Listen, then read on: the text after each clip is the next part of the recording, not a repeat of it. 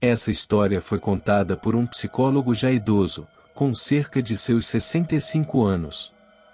Dizia ele o seguinte: eu era muito novo na época, estava me formando na faculdade, e por essa razão, estava fazendo muitos estágios. Mas um em particular me marcou demais. Um hospital psiquiátrico, que hoje já não existe. Mas na época, ficava perto da zona rural da cidade, e pelo menos 2 vezes por semana eu estava ali. Era onde eu mais detestava estagiar. Tinha um ar sombrio, frio e sinistro. Muitos pacientes eram tratados ali.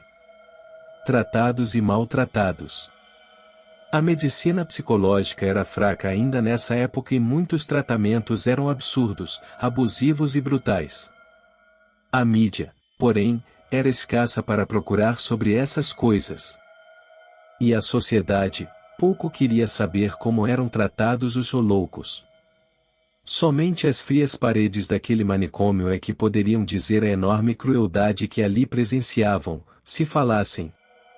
No meio desse cenário de trevas, falta de conhecimento e da pura brutalidade humana, um paciente em específico me chamava a atenção.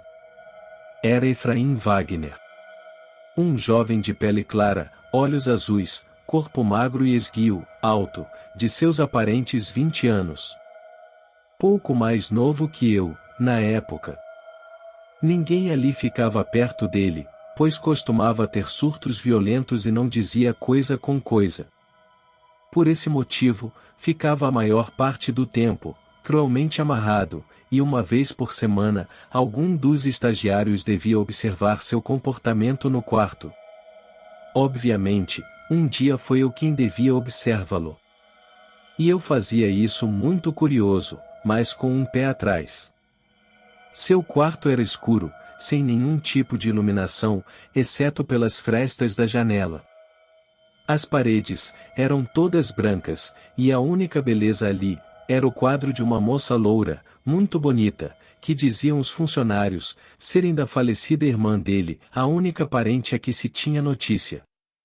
Eu nunca soube quem o internou ali. Ninguém falava sobre ele lá dentro, eu o observava. Ele era calado e parecia calmo nesse dia. Foi então que resolvi tentar conversar com ele. Ei, então aquela do quadro é sua irmã? Muito bonita, eu lamento muito por sua perda. De repente, ele moveu cabeça, me olhando com um olhar sinistro e respondeu: não lamente, quando as paredes arrancarem a cabeça dele, ele estará com ela. Nesse momento, meu corpo se arrepiou dos pés à cabeça, e foi nessa hora que eu percebi que aquele jovem ali amarrado não estava louco, mas sim possuído. Não era ele quem estava falando ali. Sua expressão facial sequer era humana. Sai dali desesperado e transtornado, falando isso a todos que ali estavam, mas a única coisa que faziam era rir de mim e dizer que eu estava assim porque era a minha primeira vez, que desde que o quadro foi posto ali, há 2 meses, ele sempre dizia essas bobagens e que ninguém ligava. Tentei me acalmar, tentando crer que era somente isso mesmo, de minha imaginação fértil e minha fé exagerada em coisas cristãs.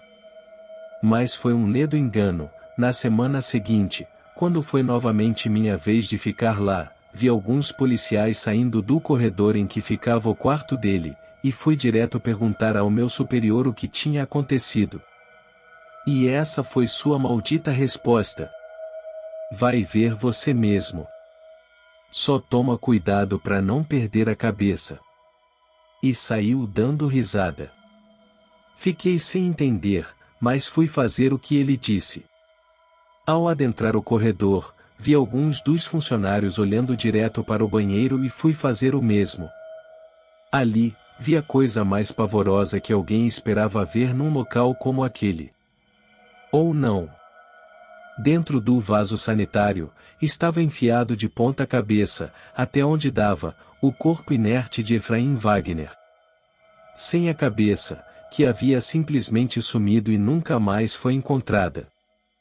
Até hoje, a polícia nunca achou uma resposta para este caso, pois o jovem sempre ficava amarrado e ninguém, sem autorização, tinha como entrar ou sair de seu quarto, que estava trancado. A mídia da época sequer foi averiguar o caso e todos ali eram proibidos de falar nisso.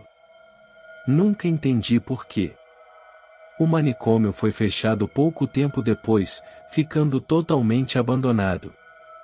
Mas, segundo diziam alguns ex-funcionários, o quarto onde ficava Efraim Wagner nunca foi mexido, mesmo depois da tragédia, exceto para a limpeza.